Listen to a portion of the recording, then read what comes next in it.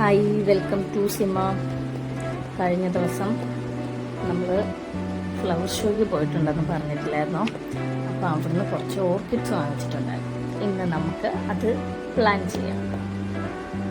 എനിക്കൂടെ വന്നോളൂ, നമുക്ക് ഒരുമിച്ച് ചെയ്യുന്നതാണ്. ഇതാണ് ഞാൻ വാങ്ങിച്ച ഓർക്കിഡിൻ്റെ ഒരെണ്ണം.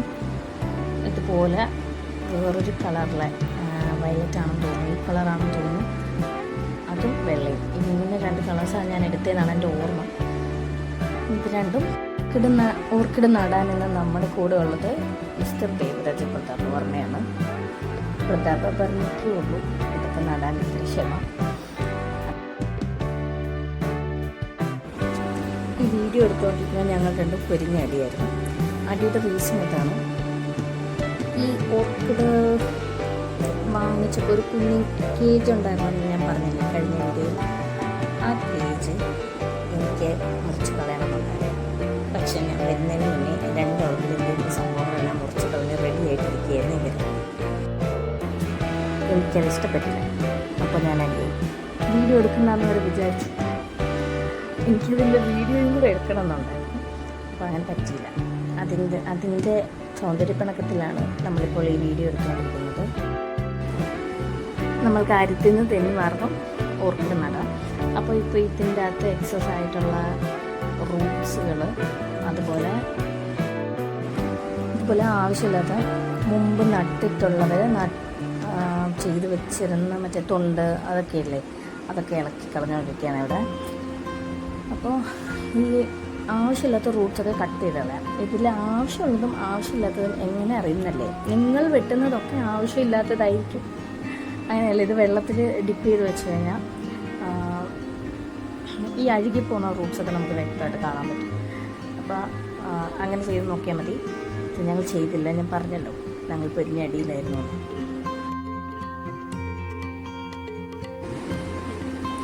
ഓർക്കിഡിന് മെയിനായിട്ട് വേണ്ടത് നല്ല സ്പേഷ്യസ് അല്ല, നല്ല എയറേഷൻ കിട്ടുന്ന രീതിയിൽ നടണം എന്നുള്ളതാണ്. നമ്മളിങ്ങനെ തിക്കി കൂട്ടി ഇങ്ങനെ വെച്ച് നട്ട് കഴിഞ്ഞാൽ അത് കിളിക്കത്തില്ല. ഒത്തിരി എയർ വേണം. കാരണം ഈ ഓർക്കിഡ് അന്തരീക്ഷത്തിൽ നിന്നാണ് വെള്ളവും ന്യൂട്രിയൻസും ഒക്കെ വലിച്ചെടുക്കുന്നത്. അപ്പോൾ ഇതിന് ഒത്തിരി വായു സഞ്ചാരം ഉള്ള രീതിയിൽ വേണം ഓർക്കിഡ്സ് നടാൻ. അതിനുവേണ്ടിയാണ് ഇത്രയും ഹോളുള്ള ഒരു പോട്ട് നമ്മൾ എടുത്തേക്കുന്നത്. ഇനി ഇതിലോട്ട് നമുക്ക് ആഡ് ചെയ്യാൻ പറ്റുന്ന സാധനങ്ങളാണ് ഈ ഇഷ്ടിക പീസുകളൊക്കെ ഉണ്ടല്ലോ, അത് ആഡ് ചെയ്യാം. പിന്നെ കരിക്കട്ട ആഡ് ചെയ്യാം. പിന്നെ മരക്കഷ്ണങ്ങൾ, തടികൾ.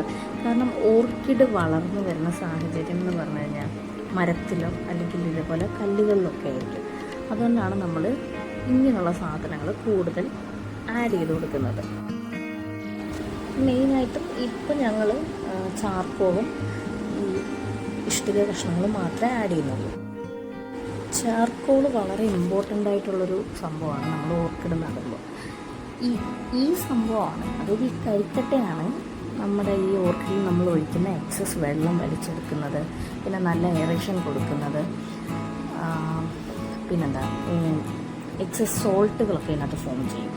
അതൊക്കെ അബ്സോർവ് ചെയ്ത് വെക്കുന്നത് ചാർക്കോളാണ്. ചാർക്കോൾ വളരെ ഇമ്പോർട്ടൻ്റ് ആണ് ഓർക്കിഡ് നടുമ്പോൾ. ഈ ഇഷ്ടികയല്ല, ഞങ്ങൾ ഇതിൽ ആഡ് ചെയ്തേക്കുന്നത് നമ്മുടെ പഴയ അടുക്കള പൊളിച്ചെടുന്ന് കിട്ടിയ ഓടിൻ്റെ പീസുകളാണ്. ഇത് കണ്ടില്ലേ, ചുറ്റി കൊണ്ട് തല്ലി പൊട്ടിച്ചിട്ട് മിസ്റ്റർ പ്രതാപ വർമ്മ എടുത്തു വെച്ചിരിക്കുകയാണ്. അതാണ് നമ്മളിവിടെ ആഡ് ചെയ്ത് കൊടുക്കുന്നത്. അപ്പോൾ ഞാൻ മനസ്സിലാക്കിയത് ഈ തടി കഷ്ണവും ഓടിൻ്റെ കഷ്ണവും അതിന് പിടിച്ചിരിക്കാൻ വേണ്ടിയാണ്, അതിന് വളരാനുള്ളൊരു മീഡിയം മാത്രമേ ഉള്ളൂ. ഇതുകൊണ്ട് പ്രത്യേകിച്ച് ഗുണങ്ങളൊന്നും. പിന്നെ വെള്ളം അബ്സോർവ് ചെയ്തു. അപ്പം ഇത് രണ്ടുമാണ് ആഡ് ചെയ്യുന്നത്. ആദ്യം ഒരു ലെയർ ഇതുപോലെ ടൈലിൻ്റെ ഓടിൻ്റെ പീസുകൾ ഇട്ട് കൊടുത്തിട്ടുണ്ട്. എന്നിട്ട് നമ്മൾ ആ ചെടി അതിലോട്ട് ഇറക്കി വെച്ചു. എന്നിട്ട് അതിന് മുകളിലോട്ട് ചാർക്കോളും പിന്നെ ഈ ബാക്കിയുള്ള ഇഷ്ടിക കഷ്ണങ്ങളും അടുക്കി വെച്ച് കൊടുക്കും. അപ്പം ഒത്തിരി അങ്ങ് തിക്കി നിറച്ച് വെക്കണ്ട. ഒരു കുറച്ച് അതിന് വായു കയറുന്ന രീതിയിലുള്ള സ്പേസൊക്കെ കൊടുത്തിട്ട് വേണം വെക്കാൻ. ഇത് കാണുമ്പോൾ ഭയങ്കര തിങ്ങി നിറഞ്ഞിരിക്കുകയാണെന്ന് തോന്നും, പക്ഷേ ഇല്ല, അത്ര ഒന്നും കൺജസ്റ്റഡ് ആയിട്ടല്ല അത് അടുക്കി വെച്ചിരിക്കുന്നത്. ഇതല്ലേ ഇപ്പോൾ എടുത്തിരിക്കുന്നത് നമ്മൾ രണ്ടാമത് വാങ്ങിച്ച ഓർക്കിഡാണ്. ഇത് വെള്ളയാണെന്നാണ് എനിക്ക് തോന്നുന്നത്. ഡെൻഡ്രോബിയമാണ്, ഇച്ചിരി വലിയ ഡെൻഡ്രോബിയാണ്. ഞാൻ കണ്ടിട്ടുള്ളത് കുഞ്ഞ് ഡെൻഡ്രോബിയം പൂക്കളാണ്. ഇതിന് കുറച്ചുകൂടെ വലിയതാണ്. എനിക്ക് ഇതിൻ്റെ പൂക്കളിനോട് വലിയ താല്പര്യമില്ല. എനിക്ക് ഈ ചെടി വളരുന്ന കാണാനാണ് ഇഷ്ടം. ഓർക്കിഡ് ഒരു സംഭവമായിട്ടുണ്ട്.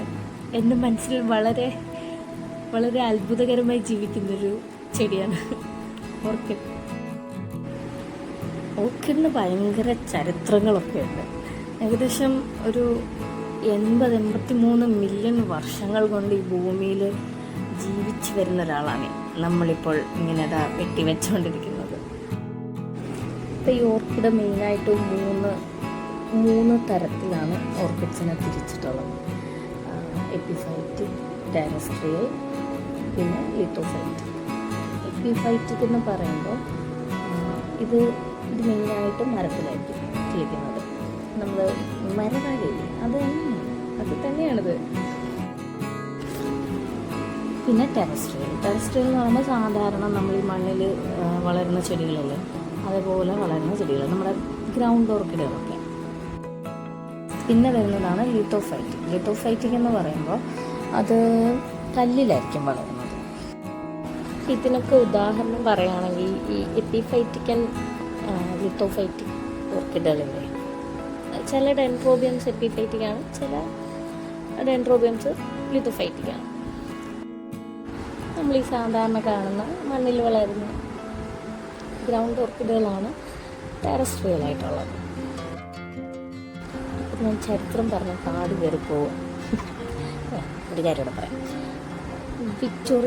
ക്യൂൻ വിക്ടോറിയ പുള്ളിക്കാരത്തിയുടെ കാലഘട്ടത്തിൽ വിക്ടോറിയൻ എറയിൽ ഏറ്റവും കൂടുതൽ ലക്ഷറി അല്ലെങ്കിൽ ഭയങ്കര വെൽത്തിനെ സൂചിപ്പിച്ചിട്ടുണ്ടായിരുന്ന ഒരു ഫ്ലവറായിരുന്നു ഈ ഓർക്കിഡ് എന്ന് പറയുന്നത്. അപ്പോൾ ഇങ്ങനെ ഇത് ഹണ്ട് ചെയ്യാനായിട്ട് ഒത്തിരി ആൾക്കാർ ഇങ്ങനെ പോയിട്ടുണ്ട്. അവർ പല അസുഖങ്ങൾ വന്ന് മരിക്കാൻ അങ്ങനെയൊക്കെ സംഭവിച്ചിട്ടുണ്ട്. അത്ര ഇമ്പോർട്ടൻ്റ് ആയിരുന്നു ഒരു കാലത്ത് ഈ ഓർക്കിഡ്. അങ്ങനെ വലിയൊരു സംഭവബഹുലമായ ചെടിയാണ് നമ്മളിപ്പോൾ ഇതിനെ നട്ടുകൊണ്ടിരിക്കുന്നത്. ഇപ്പോൾ രണ്ടാമത്തെ ഓർക്കിഡിൻ്റെ ബേസ് ഉണ്ടാക്കി കഴിഞ്ഞു മിസ്റ്റർ പ്രതാപൻ. ഈ പ്രതാപനത്തിൻ്റെ മുകളിൽ ചാർക്കോൾ വിതറുകയാണ്. Very important charcoal. അങ്ങനെ നമ്മുടെ രണ്ടാമത്തെ ഓർക്കിഡിൻ്റെ പോട്ടും ഫില്ല് ചെയ്തു. ഇതാണ് ഫൈനൽ റിസൾട്ട്. അപ്പോൾ അത്രേ ഉള്ളൂ ഇന്നത്തെ വീഡിയോ. വേറെ വീഡിയോ ആയിട്ട് പിന്നെ ദിവസം വരാം.